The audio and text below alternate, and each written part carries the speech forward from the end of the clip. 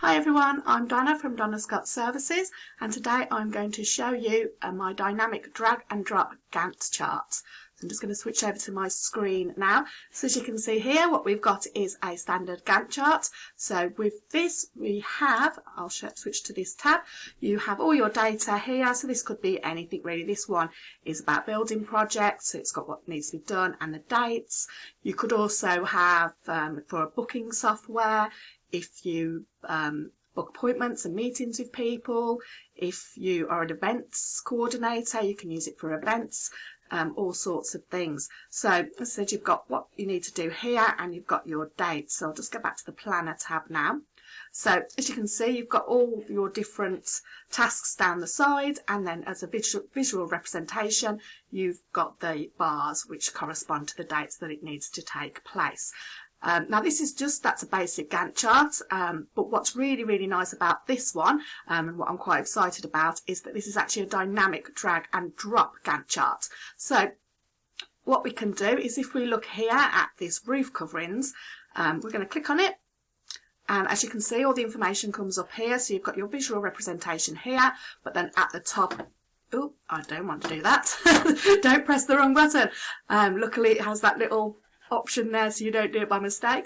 So as I was saying, you've got then up here your roof coverings, the status. This can be anything you want. At the moment it just correlates to the colouring, and then you've got your start date and your end date. Now what's really nice about this one is, if I then decide, well actually it's going to take 2 weeks longer, it's going to finish on the 7th, not the 23rd, what I'll do is I'll just get the bottom and I just drag it across to the 7th, and then as you can see it will automatically update it. Also then, if it is that actually it's not going to happen on the 8th of January now, it's going to happen on the 30th of April, you just click on it and then I can drag it up to the 30th. It will keep the time scale, keep the duration the same, and I'll drop it, and then as you can see it's then moved up to there, kept the duration, so it still takes the same amount of time, it's just happening later. So it gives you that flexibility there to move things around, a lot simpler than having to go and change dates and try and remember what dates when and all sorts.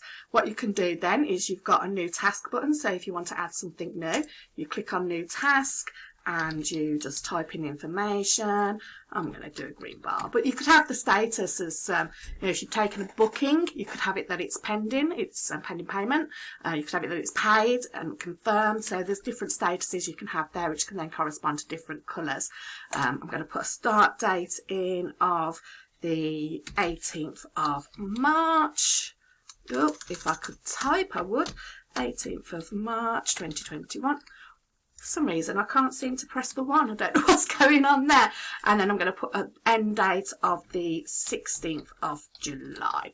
So you put all that information in. I'll come to this project start date and number of weeks in a second. So you press save task and it populates for you. And then if you go down to the bottom, you can see there that it's automatically been added in. And again, you can click on it and move it as you want to. And then also change the duration if you so wish. So as I was saying, we've also got this project start date and the number of weeks. This is quite a nice little clever extra bit in here. So at the moment it starts for next year, from 1st of January. One of the issues is you probably want to use it year after year. You don't just want to use it for 1 year, then have to rewrite everything or get me to rewrite it for you. So you can change the project start date. So I'm going to do it actually starting from tomorrow. For some reason I seem to not be able to type numbers today. I don't know what's going on.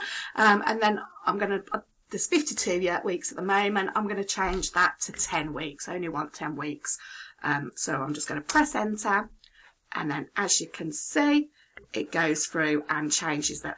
Obviously I've got things scheduled in for a later date, so if you were setting this up, really you wouldn't already have this information on there, so that wouldn't be an issue. But then if I go back, so I'm like, oh, I didn't mean to do 10 weeks, it should be 52 weeks, and I want it actually started from, oh, there we go, just let it do its job. So it's changing it to 52 weeks, and you'll see actually that it is now all blank because all the information I had Sorry, I lied. It's not all blank because the dates do correspond to it. It's 52 weeks from tomorrow. It's going to have the dates for next year, isn't it? Honestly, I do know what I'm talking about. It just doesn't seem like it today. Okay, so yeah, so again, you can then just change things as you want to. So that is the dynamic Gantt chart.